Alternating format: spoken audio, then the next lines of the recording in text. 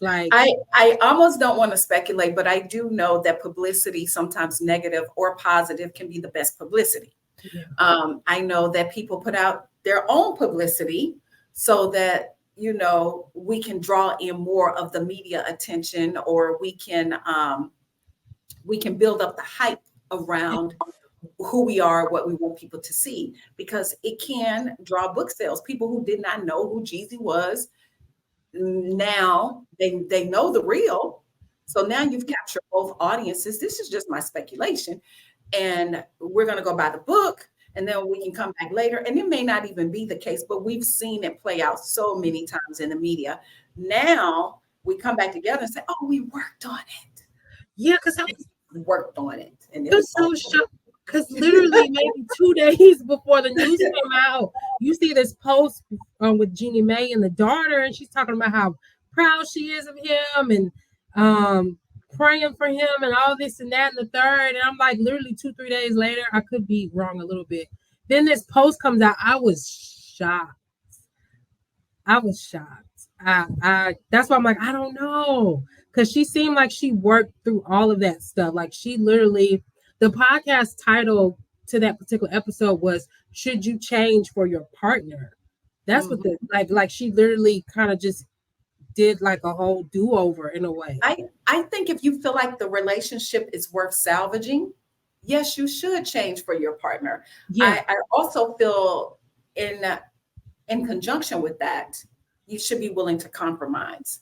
When you come into a relationship, as I said, you come into the relationship seeing the person's representative. And then months later, you start seeing certain things and you say, you know what, I don't like this. Yes, I do like this. No, I can't deal with this. Yes, I can deal with this.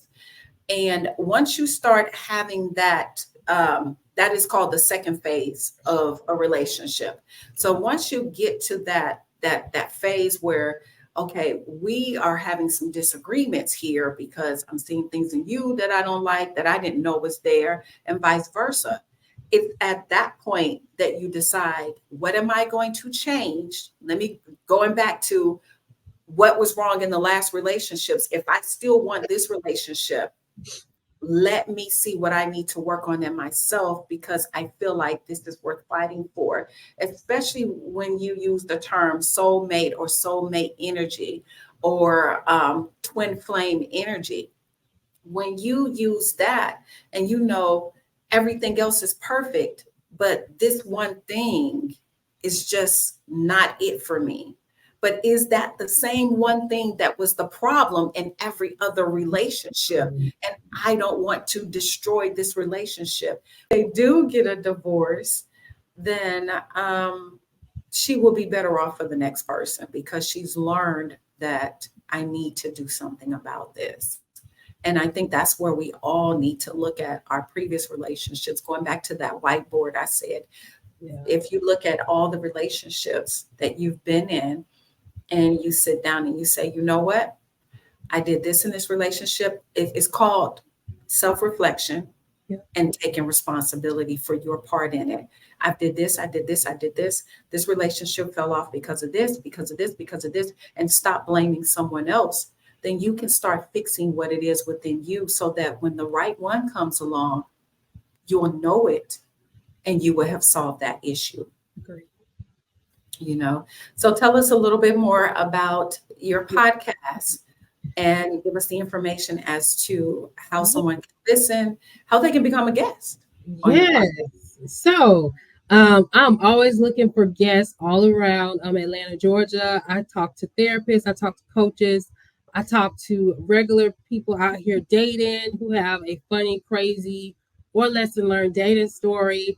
You can find us on Instagram at Plan for Keeps app, and in the link in our bio, that's where you can find where you can watch episodes, you can listen to episodes. We're all on all podcast platforms: Google, Apple, TuneIn, YouTube, everywhere. You can also watch the video versions as well. And I also have a form within the link too. If you want to be a guest, you can fill out the form and then book your time to record. And I am looking for that. So I guess we'll close by me giving you lesson that I learned. Two lessons.